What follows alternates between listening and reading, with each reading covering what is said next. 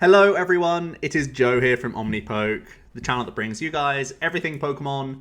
If you're looking for PTCGO codes, including the stuff from Darkness Ablaze, make sure you go ahead and check out the Potown store. You can get a 5% discount on your orders using the code OmniPoke. For today's video, I'm going to be going over the cards from Legendary Heartbeat. These are going to be cards showing up in our Vivid Voltage set in November, I think it is. So yeah, I wanted to do this because I haven't yet talked about these cards, and we've now seen the stuff from Shocking Volt Tackle, so now we can sort of merge those two things together because both of those sets are going to kind of be the main elements of Vivid Voltage. Maybe a few other like promo cards and stuff make it into that set, but ultimately it's going to be comprised of both of these two sets. So getting my initial reactions on those is going to be hopefully helpful to have them, you know, in a short space of time next to each other, so you can hear my thoughts on Heartbeat, hear my thoughts on Shocking Volt Tackle. That will make up for what will then eventually become a set review style video later down the line. So obviously, this is like kind of old news. This was posted 2 months ago on Poker Beach, the full set list of Legendary Heartbeat. For whatever reason, I didn't get around to doing a video on it, so here it is going to be now. Hopefully with Vivid Voltage. Now we have the context of what we get in Shocking Volt Tackle, so we can combine it all together to have a much better picture of where the format is going to like end up looking. So I'm glad that I kind of waited on it. But yeah, this is an interesting set. I will jump down to the bottom to look through the trainers first, as I always do, and then we'll jump back to the top, scoot over the Pokemon. There's a lot of sort of reprint cards going on in the trainer slots, but there is, first of all, Moo Moo Cheese, which heals 30 from up to 2 of your Pokemon that have any energy attached to them. Don't think it's impactful enough. I don't think that's going to see much play. We also have Hero's Medal. It's a tool that gives the maximum hit points of VMAX Pokemon 100 less hit points, but if that VMAX is knocked out by damage from an opponent's attack, they take 1 less prize card. So it really reminds me of, obviously, the one we got for GXs quite recently. Can't remember what it was called. Island Challenge Amulet. Island Challenge Amulet didn't see that much play. Obviously, we also have Tool Scrap in the format as well. I think in general, these VMAXs, kind of their selling point is that you make a VMAX and it's probably sticking on the board for 2 turns against almost every matchup unless you're getting hit for weakness. So I think this Hero's Medal kind of just goes against the grain of what you want from every single VMAX Pokemon. VMAX decks already have a lot of like consistency issues, and well, they need to commit more space to consistency, right? Because they're already a stage 1, so they're already playing like 4/4 VMAX plus 4 Com plus 4 Quick Ball, so there's already a chunk of space that's dedicated just to like making your plan A happen as much as possible. And Hero's Medal is just trying to feel a little bit more. It feels a little bit more win more, right? That's kind of why Island Challenge Amulet never really kicked off, even in things like Blounds, where it seemed like it was going to be very, very good, because you could become this like big glass cannon where you do ridiculous damage, but then only give up, you know, 2 or 1 prize or whatever it is. Never really kicked on in those decks because it's just like you need to draw this like when it's actually useful to you in a prize race, alongside having drawn well every other turn of the game. And if you've seen any of my like deck reviews or anything recently, I'm very basic. I just want to draw well on the opening 2 turns because games last 4 to 5 turns these days. So having this card that has niche utility based on matchups and based on very specific things, and also based on when you draw the card, makes me like dislike so many elements of it like straight away. We get a reprint of Rocky Helmet. When you take damage, you put 2 counters on the attacking Pokemon. Don't think it's that relevant. We have a lot better tools in the format right now, with toughness capes, with big charms, that sort of stuff. I don't think Rocky Helmet is going to see that much play. 2 damage counters in the grand scheme of things isn't a huge amount. Obviously, Horror, Psychic Energy has been really useful, but that's an energy attachment, and Rocky Helmet is not one of those. We have the supporter Beauty. You can use the supporter even going first, but the effect is draw 2. Yeah, you're not going to play that card. 2 additional cards on turn 1. There's so many Pokemon that can give you that sort of effect that you can use on like way more turns of the game, which is cool. Because obviously, I mean, you can continue to use Beauty on every turn of the game, but 2 cards isn't significant enough to spend your supporter slot on it. Alistair allows you to draw 3, then discard up to 3 cards from your hand. So it's a how with downside? No, it's upside, because we enjoy having discard synergy in our deck. Think about things like Mad Party, where you want to have some additional discard. Think about, even, like Metal Saucer style decks. You want to have that discard. Now, does that mean that Alistair's going to see play? I still think probably not. The draw 3 is still so insignificant compared to research and that sort of stuff. Now, Mad Party does sometimes play things like Hapu and things like Roxy, even when they're not playing the Wheezing package. And I think Alistair could see play in those sorts of spaces where you've already got your researchers, already got your bosses, and then Alistair comes in as like a 2 count or something to be additional in that regard, so you can just have more discard synergy for your Mad Partiers and a few other things like that, because obviously you're not risking discarding your special energies or whatnot. So yes, he could see play in those very specific decks, but I still think overall it's just a draw 3, so like kind of chill. We already have like so much discard synergy if you want in your deck anyway. There's Quick Ball, Viridian, Dedenne, Research. Like, I don't feel specifically cherry picking 3 cards and then cherry picking 1 or 2 cards additionally to throw in the discard pile is actually that strong, but it's an interesting card nonetheless. Opal flips 2 coins for each head. Search your deck for a card and put it into your hand. Yeah, flipping coins doesn't feel great. Like on average, you're getting to pick a card, but anyone who's played like Stadium Nav or Timer Ball or any of these cards knows that it's a huge feels bad, man, when it's the 25%. It's a big high roll when you get 2 heads, but it's not worth the risk. It's a fun card, I think. Not much else. Aroma Grass Energy says that your grass Pokemon, the Pokemon that has this attached. Oh, sorry. Let's start again. If the energy if it's a grass Pokemon, you can't be affected by special conditions. That's it. It's irrelevant. If you're a grass deck, you're probably Rillaboom based, so you don't want this card. Stone Fighting Energy can be attached to anything, but if it's a fighting Pokemon, it does. That Pokemon takes 20 less damage from your opponent's attacks. A very good text, actually. We really enjoyed taking less damage. What fighting Pokemon are relevant in the format right now? There aren't that many. There's the new Colossal VMAX coming out that can get tankier from this card, which is cool. What else do we have fighting-wise that's actually interesting right now? Maybe it makes Surfetched tankier, and you can try and like bounce between some Surfetched, because obviously they can steal energies off each other, and then you can find some way to like pick up your Surfetched. Something like that. I don't know. Card seems good for exactly Colossal, which is like good enough, I think. So it'll see play in at least that archetype. And Colossal looks efficient and pretty decent. We'll get to him in a bit. So overall, for trainers, a good fighting energy. Alistair seems reasonable. That's it. Like, no real good trainers from Legendary Heartbeat. Yeah, not too much to be said there. Jumping back up to the top, we start with a Weedle. It gets you some Pokemon out. That's poor. Once during your turn, you can play this onto your bench and draw 3 cards. Okay, so it's it's literally got the same ability text, Elusive Master, as Greninja GX, to give yourself some 1 prize based Pokemon draw, which is interesting. I don't think this is all that strong, because getting your hand down to 0 cards isn't the easiest, and only drawing 3 cards isn't that great. One thing I will say is there is potentially a critical mass where we have Rose Tower and we have enough Beedrill in our decks where you can constantly play on a low hand size, which could be pretty cool. So some sort of deck that's like really cycling quite low could be awesome. One other thing this could be used for is even the Excadrill mill deck that's currently using Silvally. I've seen Tord playing with Silvally GX in his most recent Excadrill variations, and you could scoop up net your Beedrill, like, and like re-access those other cards that you've shuffled straight back into your deck.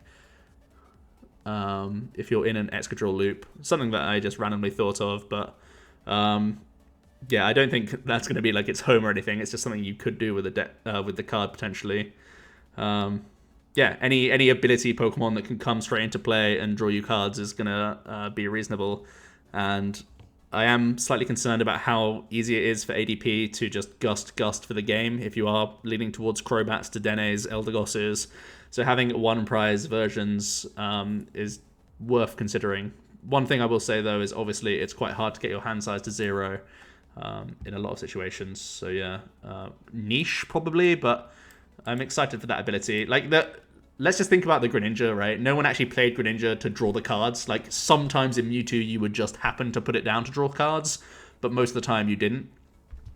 And that makes me think that Beedrill probably won't just be played to draw, unless it's, like, very specific decks. Okay, Executor not doing too much. This ain't doing too much.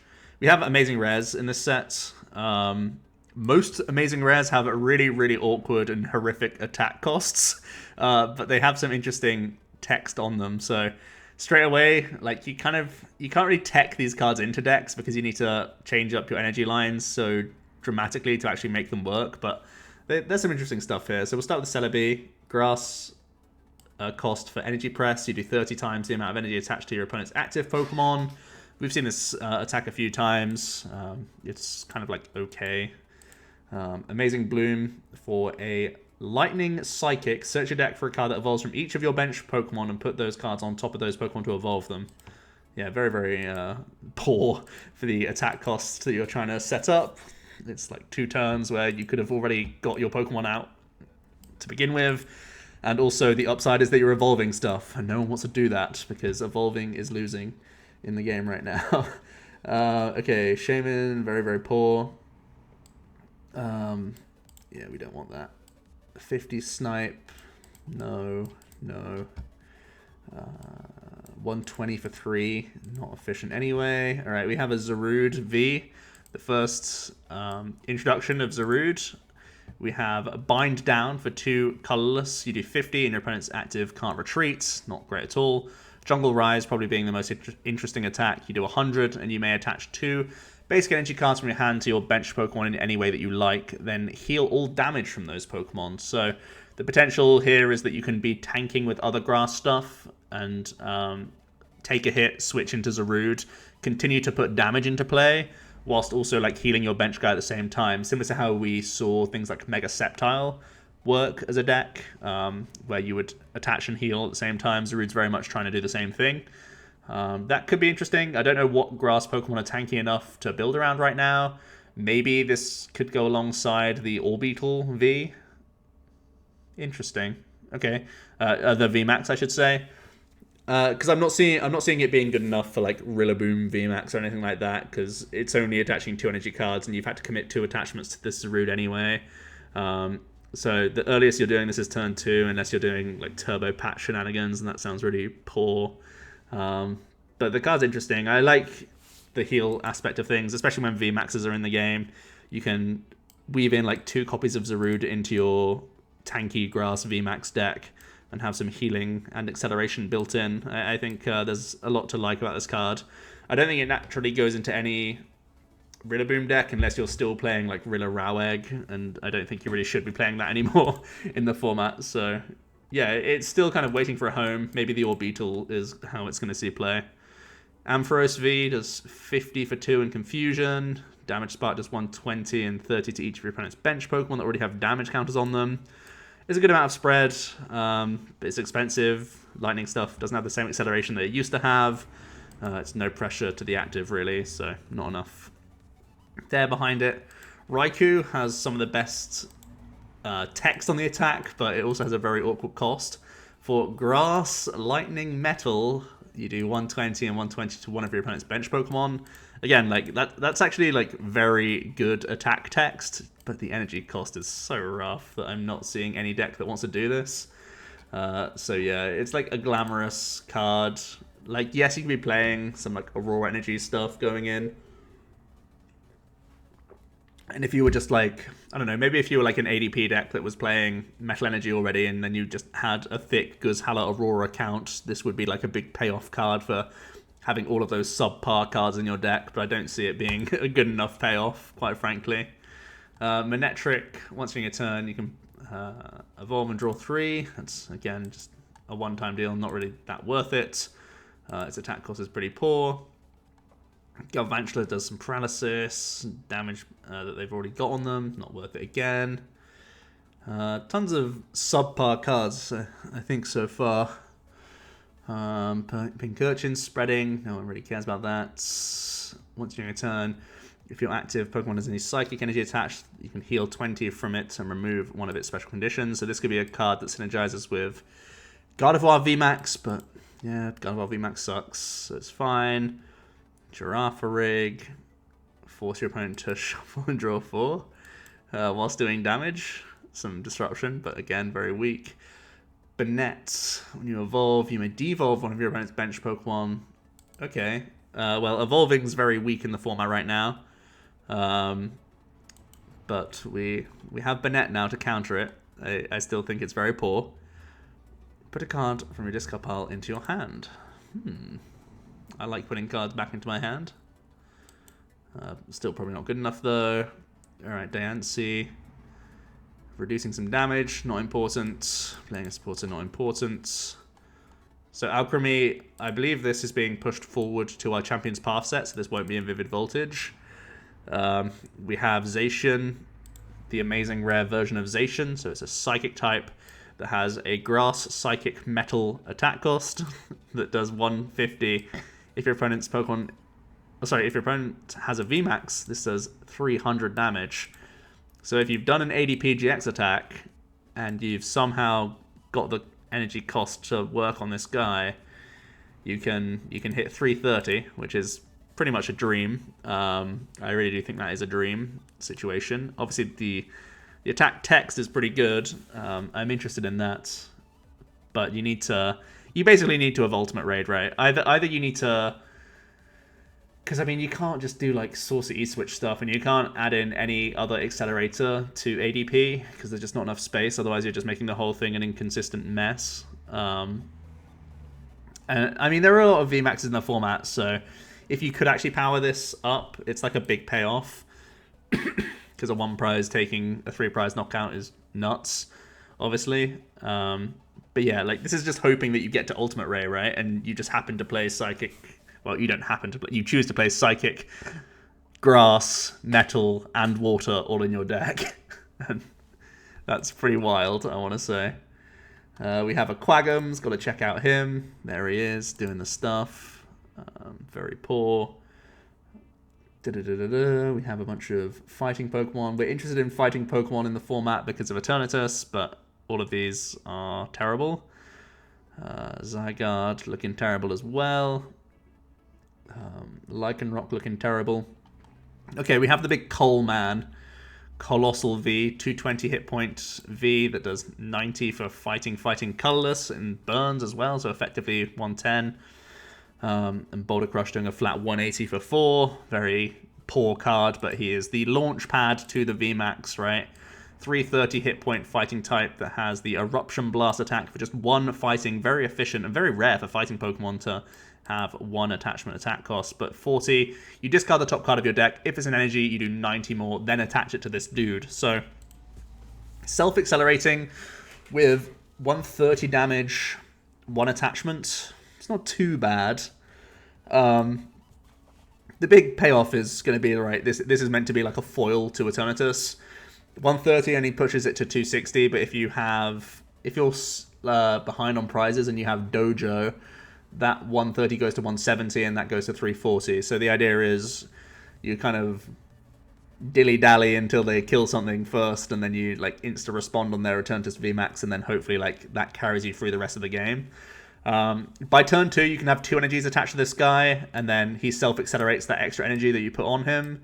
So then the following turn, you can be going into G-Max Volcalith. Yes, for 240, which can knock out a regular V Pokemon. So if you're not against Eternatus, you're really sad with this card. But he is big. He does have decent type coverage. He definitely feels better than Stonejourner. It's hard to say. Eruption Blast being good early pressure on 1-prize Pokemon as well. 130 is a really good number to be hitting. I don't know what other Pokemon you'd play in this deck, though. Or would you just like straight up be playing Colossal? And obviously you play Orangaroos to make sure Eruption Blast is working and hitting those energies, otherwise you're doing a 1 for 40, which sucks, but you're going to combine it with Gurus. I'm not seeing it being like a huge threat, but an extra foil to Eternatus in the format is interesting to me, and that's pretty cool. I'm starting to think this is probably worse than Sandaconda Colossal as an archetype, even though that's a stage 2 deck.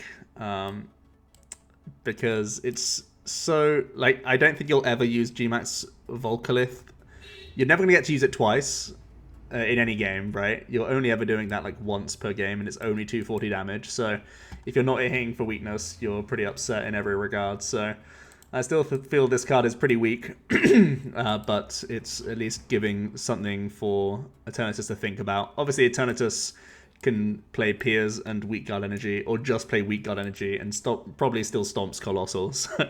So yeah, that kind of sucks. That's the only problem of like any fighting card that comes out. It's like, finally, it's a check to Eternatus, and it's like, well, no, Piers, Weak Guard, and then you're back at square one, but whatever. Zamasunter, similar to the Zation, these are probably some of the best amazing rares in terms of their actual text. I think the Raikou is pretty strong as well, but being able to do 180 and take no damage from VMAX during your opponent's next turn is pretty cool. Obviously, again, you're a fighting type, so you could one-shot Eternatus, which is cool, but the attack cost is just so horrific. I feel like every amazing rare is either like this meme that you try and make happen, and then it works like once every like 7 to 10 games, and you're like, yeah, that was awesome. Or like they're just gonna never see play, right? I think it's just so much work to get these going, man. We need like some Smeagol shenanigans going on so we can change some energies around or whatever. Or we need like Twin to be double rainbow energy or something, you know? One prize, double rainbow energy, that's what we need. Yeah, there's way too much work. Right, Fortress is knocking himself out, a classic. He knocks out both Pokemon for 4 energy. That's wild. Okay, Steelix doing some stuff. Not looking great. 30. Okay, yes. Very poor. Metagross. Each of your Pokemon has no retreat cost. Sure. If the defending is an evolution, it won't be. Don't worry. Jirachi is... Actually, Jirachi is probably the strongest. This has the highest chance of seeing play of any of the amazing rares. It's a 70 hit point basic that has the ability Dream Oracle once during your turn. If this Pokemon is your active, you may look at the top 2 cards of your deck, then put one of them into your hand and return the other to the top of your deck. So it's almost a Pidgeotto, but that card that you chose, the other card doesn't go to the bottom of the deck. So you haven't dug deeper, right? Which is what Pidgeotto does, but it gives you an extra access to cards, and obviously this doesn't send itself to sleep or anything like that, so compared to Stellar Wish, it's a lot less of a dig, but it's always usable. You can just put a U-turn board on this card, and you're always getting to see 2 more cards to make things happen. So there's at least that going for you. I naturally think that this is just far worse than Stellar Wish. Even though you need to combine Stellar Wish with another card. You're like, whenever you're using Jirachi these days, you're paying a card to use the card, whereas this Jirachi is actual hand advantage, which isn't the case for current Jirachi.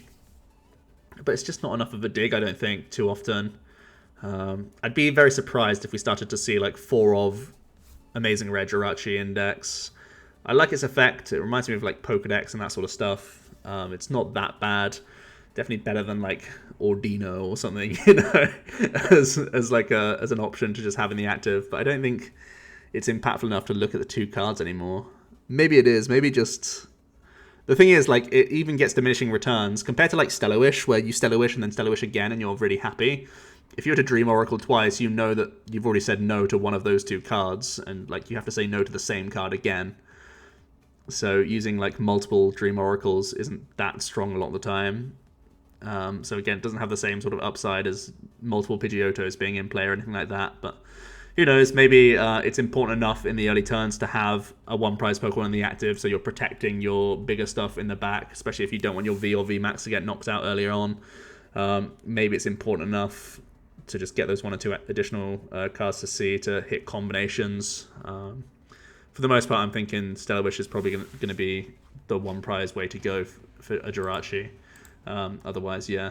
Amazing Star Search allows you to get a bunch of energies into play, but if you've set up 3 energy attachments to then not kill things and just set up more energies, it's super stupid. Like, why have you spent so much time setting up energy cards to then set up energy cards? Yeah, it doesn't make sense. Lucario doing some stuff. Dialga can self-accelerate, but who cares? Stunfisk, very poor. Yeah, I haven't been over these. Like, I haven't looked at these cards for a while, so I'm just rambling at most of these. 20 times the number of your opponent's bench Pokemon. 160, 170, so that's below the bar. It could be a 2 energy attachment way of killing a Crobat against Eternatus, but I think Mawile has bigger upside anyways. Even though this is a 1 prize Pokemon, I think Mawile GX is just stronger anyways. Lugia does 250 for 4, and if your opponent has 5 or less cards in their hand, this does nothing. How do you accelerate 4 energies in a turn? Even with twin energies. This sounds slow to me. It's colorless, it has every acceleration available to it. 250 on a 1 prize Pokemon isn't that bad. There's a lot of situations where it's not worthwhile though. And it's probably forcing you to play stamps in your deck. It's forcing you to... I mean, yeah, it seems very niche. I think the best time to play the Lugia is like in the early turns, just to be an early pressure card. And then you have like other attackers to go back towards. But the 4 energy attack cost pushes it out of like early game welder plays and stuff like that. I guess you could weld a twin to it turn 1. So in theory, you can hit turn 1 250, which is immense pressure against a lot of things. But it needs so much to go right. Like if you're the player going second, you need to weld a twin stamp, get this active. It's a lot of work, right? Because then what are you doing for the rest of the game? You're just playing other welder Pokemon, and if you're doing that, then what are the twin energies doing in your deck? Is this like the early game card that we needed for Aero Gliscopod? Is this just the new early game attacker for Aeropod? That's kind of where I'm trying to piece things together. Like, you can't make a Lugia dot deck because you can't ensure that your opponent always has a bunch of cards in their hand. But you could use him as just be like, here's a bunch of pressure early on, and then I have other attackers. Maybe that's just fine. Lugia's okay. I need to have a bigger think about that card and where he actually fits in everything, but it seems like an early pressure card exactly and nothing else. We have a Rayquaza Amazing Rare. Again, a ridiculous attack cost of Grass, Lightning, Fighting. You do 80, discarding, sorry, 80 for each type of energy you discarded from this dude. It's a good multiplier, but it's expensive and its attack cost is wacky. We have Togekiss and Togekiss VMAX, potentially interesting cards. Colorless 200 hit point basic that does 20. If your opponent's active as an evolved Pokemon, it won't be. You do more damage. And Togekiss VMAX 310 hit points, little on the low side. Does have free retreat, which is very nice. You do for 2 colors 120 and search your deck for up to 2 cards and put them into your hand, then shuffle your deck. So not a lot of pressure going on here. 120 is very, very weak pressure, to be honest. But you do get to piece together some other pieces for you. It's like Breakzard, but much more efficient energy-wise at the very least. Can we try and get this working with some healing options? Can we try and... I'm trying to think what we could try and piece together to make this a thing.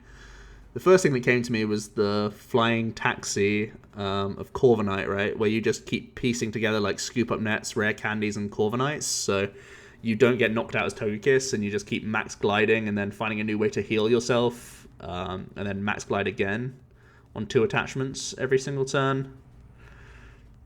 Obviously colorless, so you can welder if you want to. You can triple acceleration if you want to. There's something here, right? Because you can piece things together so nicely, but we're still in a Marnie format, so whenever you just get Marnied, you're like, oh yeah, I am just doing 120 damage and that sucks.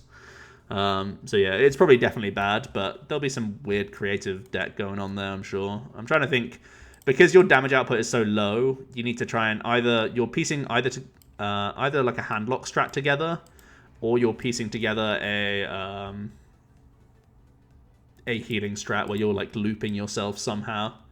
It reminds me of Sylveon with a bit more pressure, and Sylveon GX did see a decent amount of play, so we do have the hand locking stuff in the format. Maybe you just let one Togekiss VMAX go down, it dies, and then you're just like Stamp, Surge, Jesse James, Blow Away Bomb, you know, that sort of stuff. And then you piece together your next few pieces here and there, whilst rather than a Excadrill, which is trying to just eventually mill them with a combination of like Stamp, Chip, like over and over again. Maybe you're just trying to like kill them over a number of turns where you give them no hand and then you eventually like attrition them out with max glides through their main attackers. Maybe there's something. Maybe you keep getting back a Chip every single turn as part of your max glide. Interesting card. Things to play around with for sure. Trombic, for some reason, is the middle evolution that gets all the attention from the 2-cannon line. Once during your turn, when you play this card from your hand to evolve, you may look at the top 3 cards of your deck, choose any number of basic energy you find there and attach them to your Pokemon in any way that you like. Shuffle the remaining cards back into your deck. So it's a stage 1 half Max Elixir. So already, you're not an insta-play trainer. You need to add more cards into your deck to use this, because you need Picky Pecks and Trombics. And you're only seeing half the cards. Yes, we have a Rangaroo that can synergize with that, but then your board is immediately filled of like 2 Picky Pecks and a Rangaroo, and then you need to then find the Trombics just to get extra acceleration. I feel like more often than not, you would rather just be playing like Turbo Patches over this card because of the amount of space it takes up. The upsides of Trombic is that you can scoop up net and spam this card like a lot. Like you only had 4 elixirs, you only have 4 Turbo Patch, but playing like a 3/3 Trombic and 4 scoop up nets gives you a lot of means of getting extra energy attachments in play. Is this going to be the way that we make all the amazing rares work? Surely not, right? Surely we can't. Surely it's not Trombic everywhere. Trombic engine. I don't know. This still seems really weak to me. It's so much space, so much work. All right, and that's it. So most of this was me saying not worth it, not good enough, and just mostly sighing. But Togekiss will be experimented with, no doubt. That effective attack has always been reasonable. I'm interested to see where Jirachi ends up. I'm still Team Stellarwish over Team Dream Oracle, but maybe Dream Oracle is like just worthwhile enough. Colossal seems like an okay foil to Eternatus, but I'm not super into him. What else have we seen that's actually interesting? Because I don't think there's much from this set. Zarude, potentially with Warbeetle VMAX that we'll talk about later. And Beedrill is something maybe. Yeah, this isn't a strong set. There's not much going on here. It feels like there's not going to be a huge amount of impact from this set changing the current format in Standard, to be honest. The Trombic engine. I'm just trying to think if that's ever going to be a thing. It's a lot of potential acceleration. If you can have Pokemon that can sort your top decks out. Oh, Lugia, potentially an interesting card, but nothing screams out to me like the power of Eternatus or Centiskorch, anything like that. All of this stuff is like, yeah, we can find a way to make this work. And normally when you're struggling and having to think about how things work rather than it just being just like given to you on a platter, normally it means these cards are going to sit in those lower tiers. That's my initial impressions. But yeah, that's Legendary Heartbeat. Hopefully there are some more interesting things from Shocking Volt Tackle, because ultimately, otherwise we have a pretty unimpactful next set going in November. But let me know what you guys think. How are you pairing up Togekiss, Zarude? Do you like Jirachi? Do you like any of the other amazing rares? Are you going to try and make Trombic amazing rare .deck where you just play all the amazing rares on a 4/4 Trombic line and scoop up nets and just meme it out? Because that sounds like something I want to try. Yeah, let me know what you guys think. See you in another video tomorrow. Cheers.